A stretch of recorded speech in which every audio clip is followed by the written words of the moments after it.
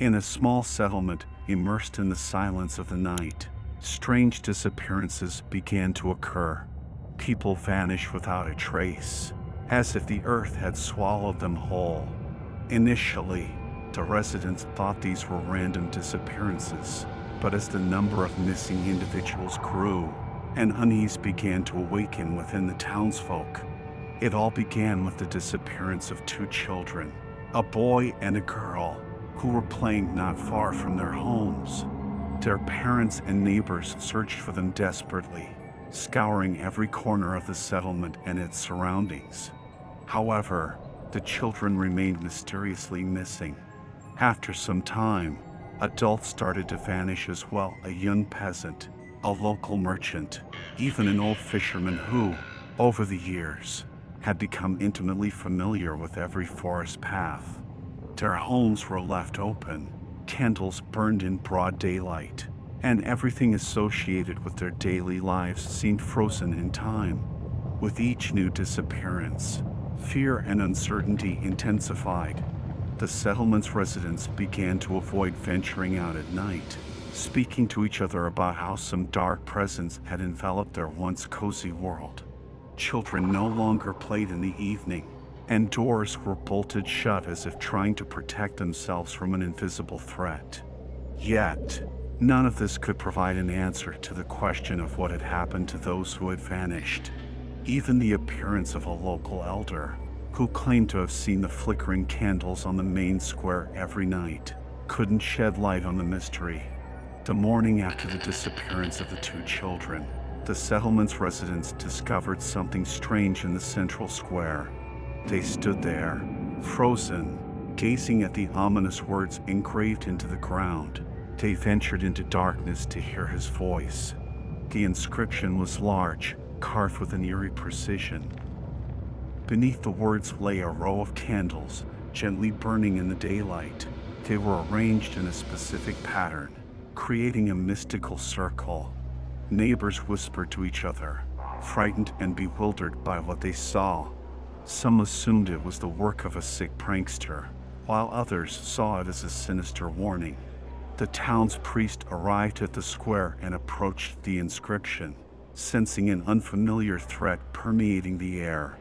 He read the words aloud, his voice trembling with tension and apprehension. What do these words mean? He wondered, attempting to find answers within his faith. The phrase "ventured into darkness" filled the priest with a sense of fear, as if it held a deep and ominous meaning. The residents, too, couldn't tear their gaze away from the inscription and the candles, as if they were hypnotized by this eerie combination. Why had someone left this message in the main square? What did the voice refer to? A voice unheard by the settlement's residents? Questions remained unanswered, and an unwelcome shadow of fear began to spread among the townspeople, as if something sinister had begun to awaken in the heart of their world. The candlelight could not fully exhaust its glow throughout the night.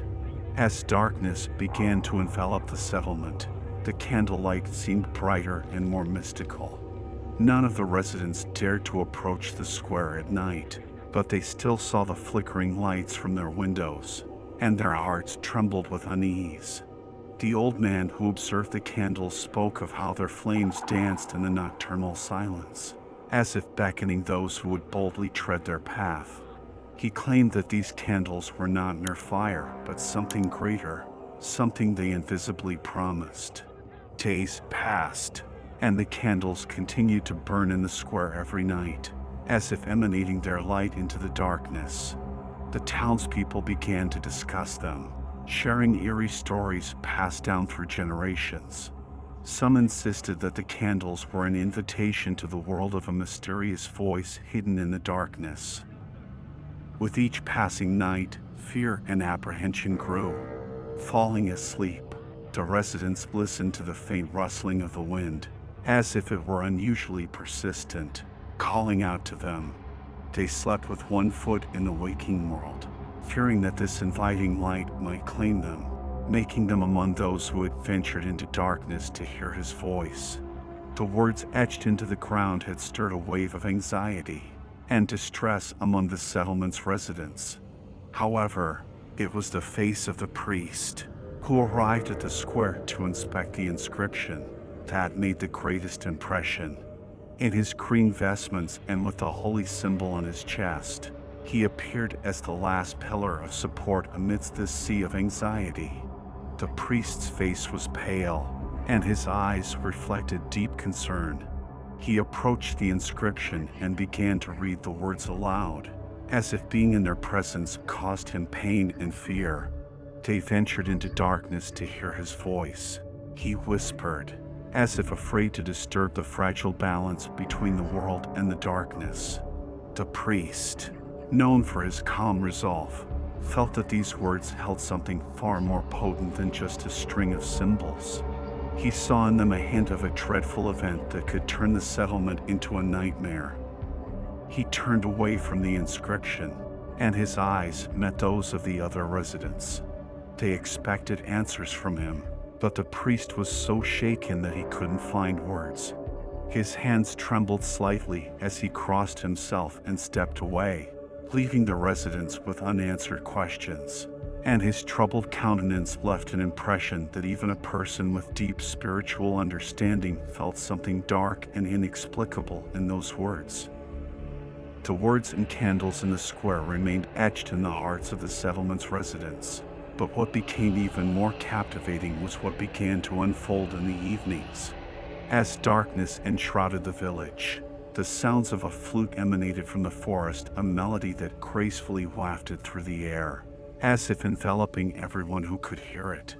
The melody infiltrated homes for the first time, as if beckoning its listeners towards it. People felt how the melody ensnared them in its enchanting web, as if it were opening gates to some otherworldly realm before them. Young and old, men and women, they all sensed that every note of the flute flowed through their veins, as if their very blood were singing this mysterious hymn. The flute's melody called to Eric, drawing him into the depths of the forest. Under its mesmerizing influence, he followed the sounds that seemed to beckon him. Night after night, he traversed forest paths until he reached an ancient altar with a mirror. Here, the flute's sound took on a voice, guiding him towards the unraveling of the mystical secrets of this world. As Eric drew closer to the ancient altar with the mirror, the atmosphere began to change. The air grew colder, as if the soul of the forest trembled in anticipation of an unexpected intrusion. Shadows, usually homeless, started to converge towards the altar, as if they, too, sought to bear witness to what was unfolding. Unearthly light began to emanate from the earth's recesses, swallowing the darkness but leaving behind obscure silhouettes. Eric felt that an entire army of ancient forces had gathered around him, summoned by this moment.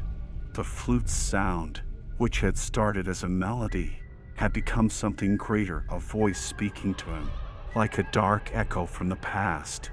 A heavy atmosphere surrounded the altar, as if the air had thickened, and time had slowed its pace. Eric felt as though the voice of the mirror and the melody of the flute were beginning to exert a certain control over him, as if they held dominion over his consciousness. Fear gripped him, but with it came a sense of incredible power, as if the magic of this place flowed into his veins. He stood before the mirror, where mysterious silhouettes were reflected, realizing that his investigation had led him to the brink between the world he knew and the world he had only just begun to comprehend. As Eric stood before the ancient altar and the mirror, he began to fathom the truth of the mystical events unfolding around him. The voice emanating from the mirror, directed at him, seemed to draw him into a world of hidden knowledge, a world where the boundary between reality and darkness blurred. From the mirror, a voice began to resonate, soft and subdued, yet filled with the wisdom of ancient times. Eric felt that this melody, this magic, lived within him. It was a part of him. The magnetism of this melody was something greater than mere sound. It was a connection between two worlds, a bridge between reality and darkness that not everyone could cross. Eric stood at the threshold of this connection, ready to unleash the power that lay dormant within him. His heart beat in rhythm with the voice, his thoughts unveiled mysteries, and his resolve became unwavering. He understood that in this world, ancient secrets existed, secrets that could only reveal themselves to those willing to listen, those ready to hear the voice from the darkness. The mirror, shrouded in secrecy and centuries-old knowledge, gleamed before Eric, like a window into an unknown dimension. The beckoning voice, like a magnet, drew him forward along an invisible path into the depths of darkness.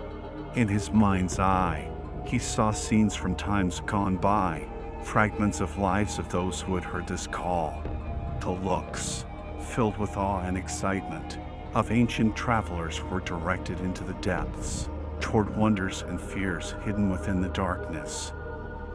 Eric merged with these shadows, hearing their thoughts and feelings as if he had become their witness and participant.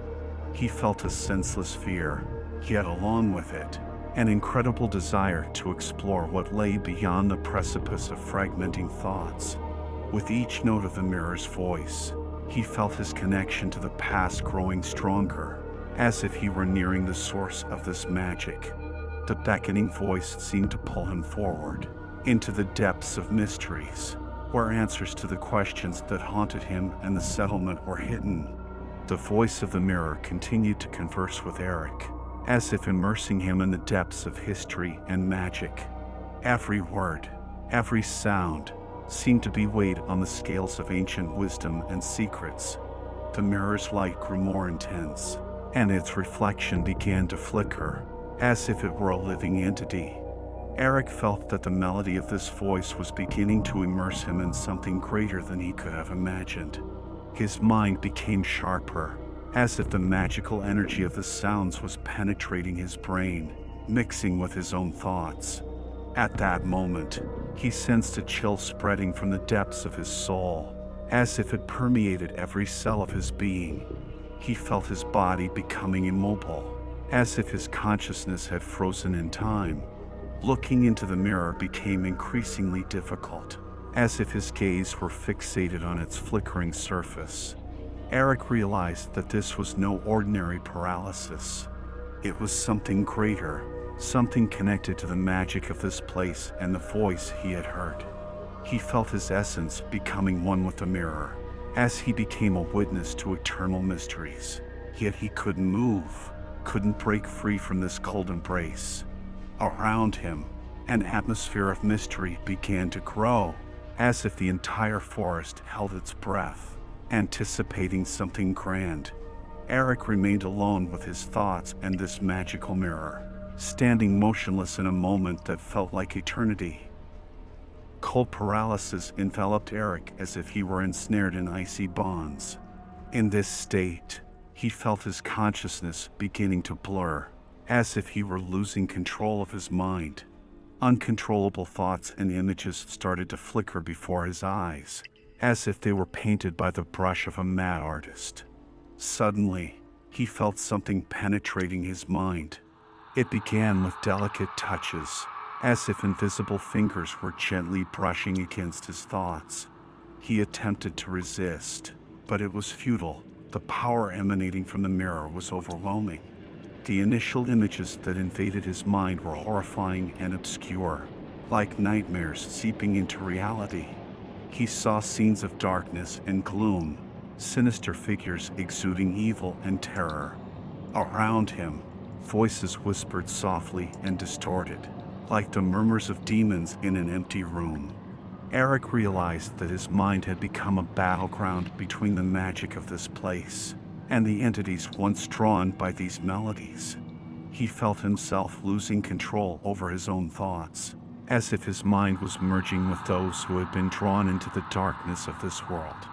Fear gripped him tighter, and he helplessly fought against this invisible intrusion. Every stroke of his mind was exposed, every seal on his thoughts shattered, as if he were laid bare before these ancient forces. In that moment, He understood that the magic he had sought came at a terrible price. This was his first intrusion into his consciousness, his first contact with the darkness that had engulfed those who had once followed the melody of this mystical flute. As the darkness began to seep into Eric's mind, he felt his thoughts melting with invisible, dark threads. These threads were like spider webs, delicate and chilling, penetrating every corner of his mind. Each thread was like a guiding star, leading him into the unknown. The darkness expanded, as if particles of shadow filled every nook of his mind. He felt himself losing his individuality, as his thoughts became part of a collective stream. Then he heard a voice, faint and sinister, like the whispers of black winds. The voice of those who had been consumed by this darkness. The voice of those who had heard this melody and followed it. These voices became echoes in his mind, as if he were eavesdropping on conversations in a forgotten corner of the cosmos. Eric realized that the dark webs that enshrouded his mind were a connection to those who had disappeared into the darkness. He became part of this network, a witness to their fears and torments, learning their stories and dreadful outcomes.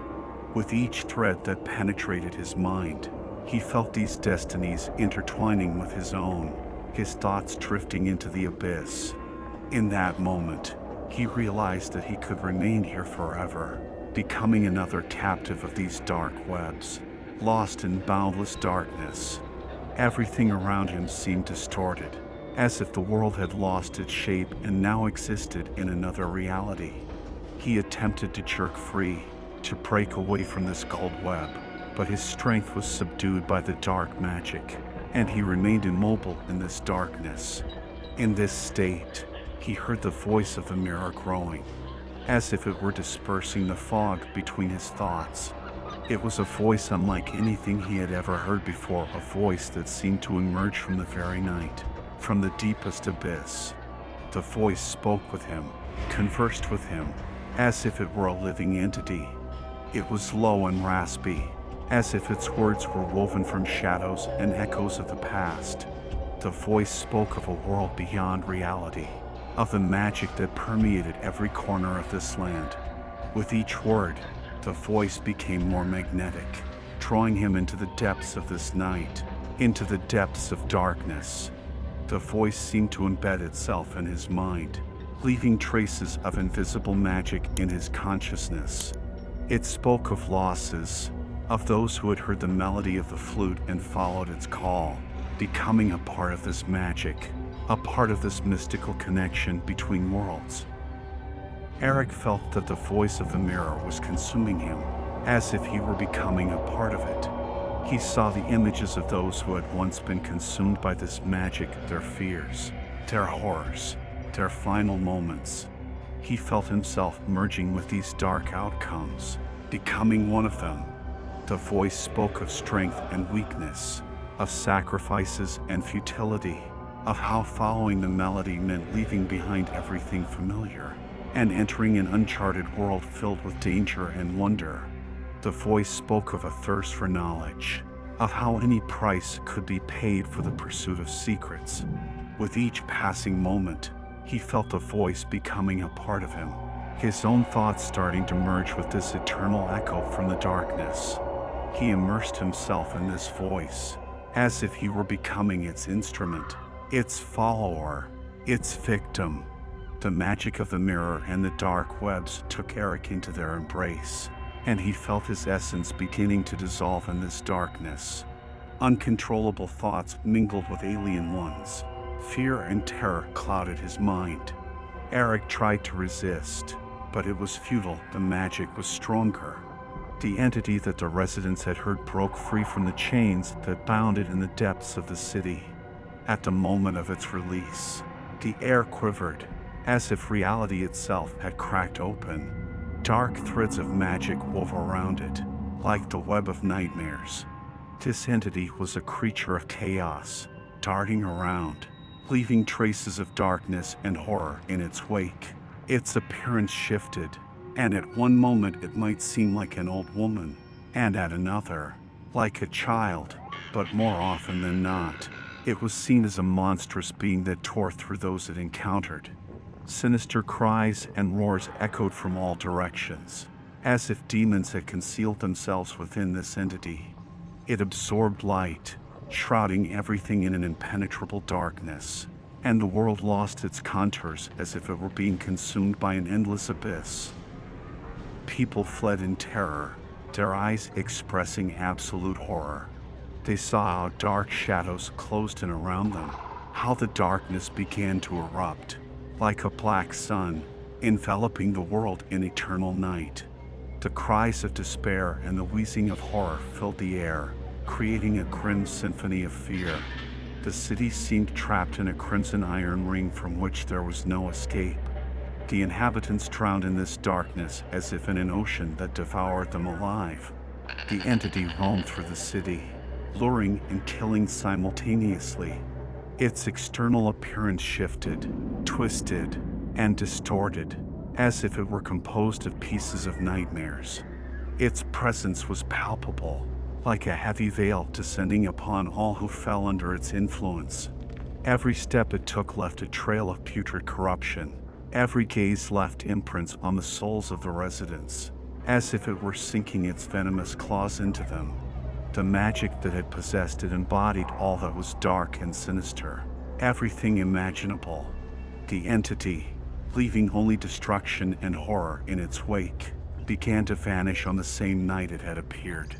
But what it left behind was far more terrifying: the city buried beneath eternal darkness, condemned to endless suffering and fear. The entity engulfed Eric, as if invisible hands were squeezing his mind and body. His scream faded in this abyss. His attempts to resist were futile. The voice of the mirror pierced his thoughts as if nails were being driven into wood. He felt his essence beginning to decay, as if darkness were consuming him from within. A battle began in his inner world between the magic of this place and his own mind. Eric tried to preserve some semblance of his individuality, but the entity was stronger. He saw dark visions of the fates of other residents who had once been ensnared by this darkness. Their fears, their horrors, their final moments all merged with his own emotions, as if he were part of this grim symphony. The magic of the mirror and the dark webs enveloped him ever more strongly. He felt his essence tearing apart, as if invisible hands were rending him into pieces. He sensed the coldness of this darkness, enveloping his body and soul like icy fire. The light of the mirror flickered ever more brightly, as if the final barrier between worlds was crumbling. And in that moment, in the whirlwind of magic and chaos, Eric felt his essence beginning to disintegrate, as if he were losing himself in this storm. And suddenly, with an invisible force, the magic of the mirror tore his essence from his body. Eric felt agony, as if he were being torn to pieces. He saw his own body remaining captive to the magic, his mind beginning to disintegrate, like grains of sand in the wind. And in that moment, in the final act of chaos, his essence tore apart, like a shattered sphere. He felt absolute alienation, and then nothingness. The entire world around him disappeared, and he was left alone with a terrifying void. Only darkness, only abyss, only darkness. Eric descended into this endless darkness, leaving behind his name and his essence. All that remained of him was but a seal of horror, imprinted on this world like a sinister trace. The essence, freed from beneath the city, began to spread, devouring light and life. Darkness enshrouded homes, streets, and squares. It seemed to erupt from the earth, engulfing everything around. The inhabitants fled in terror, but they had nowhere to go. The darkness was everywhere.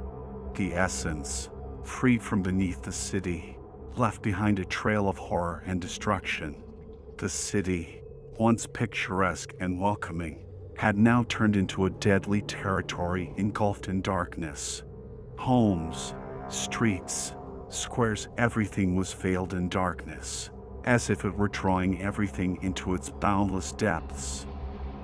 The people, blended with this darkness, wandered like spectral figures, having lost their faces and destinies. Their voices merged into an incoherent cry of silence, as if the city had become a witness to a terrible tragedy and had lost the ability to speak. Somewhere far away, in the heart of this darkness, a faint sound could be heard, a melody that beckoned and lured. But now it carried not hope, but horror. It was distorted and eerie, as if inspired by the magic that had created its works in bloody hues. The city's homes, once warm and hospitable, now looked like ruins of old dreams, places where hope and joy had perished. Windows were covered with black curtains, doors were locked and sealed forever, as if they led to a world from which there was no return. Time lost its meaning, days merged with nights, and light lost its power against the darkness. The air was saturated with the stench of decay and decomposition, as if the city had begun to die along with those inside it. The people who remained in this city were devoid of hope and faith. They wandered the streets like ghosts, gazing at the world with empty eyes, their faces expressing only mute horror, and their souls condemned to eternal suffering. The city had turned into a place where darkness reigned over all, where sounds had ceased, leaving only oppressive silence. The cry of silence echoed through the ruined streets, as if it were the last sound that these souls buried in darkness could utter.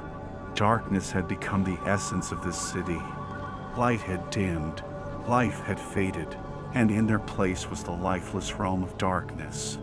The essence had consumed everything, and in the city, only impenetrable gloom remained. People were doomed to eternal existence in this darkness, to endless suffering. In the city buried in darkness, an eternal song of fear and horror began to resound. It penetrated every corner as if vibrating in the air, like invisible magic. It was a melody that carried a deep imprint of darkness and hopelessness within it. The song carried with it the shadow of death and sorrow, bearing the stories of lost souls, trapped in this timeless world. Its notes were like screams of terror, as if the souls were cursing their fate. It spoke of endless nights and the darkness that had settled in this city forever. Those who heard this song could not escape its power. It echoed in their minds, as if the essence of this music penetrated their consciousness, leaving its imprint forever. It filled their souls with terror and longing, as if each note were a blade, cutting through their hearts. The song ruled over the city, as if cursing its inhabitants and depriving them of their last hope. It became its voice, the voice of senselessness and despair.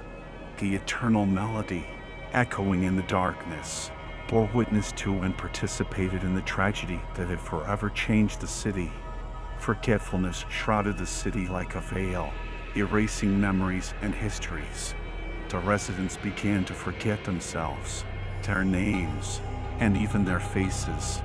They wandered the streets like empty shells, devoid of any individuality.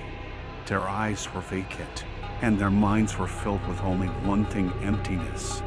And at that moment, as if by the command of a quiet voice, one of the residents found a forgotten book in the depths of his home.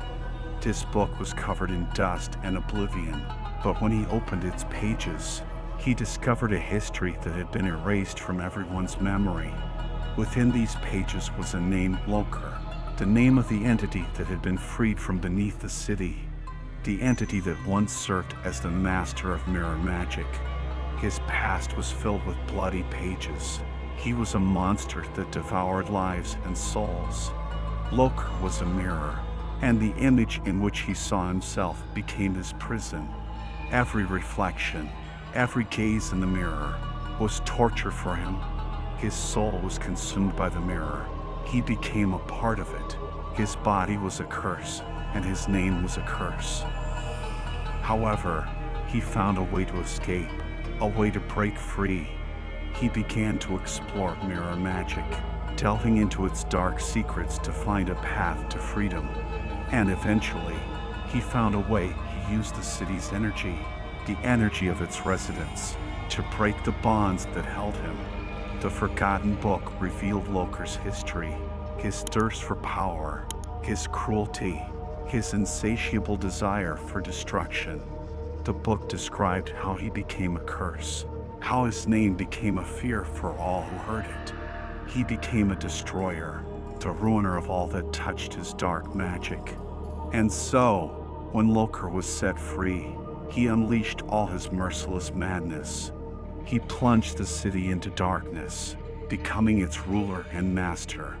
His name was sealed in the book, becoming a symbol of his essence and the terror he carried within. It was this very mirror, the one that Eric gazed into, that embodied Loker's magic. Eric, by looking into it, inadvertently awakened the dormant entity long forgotten by the city.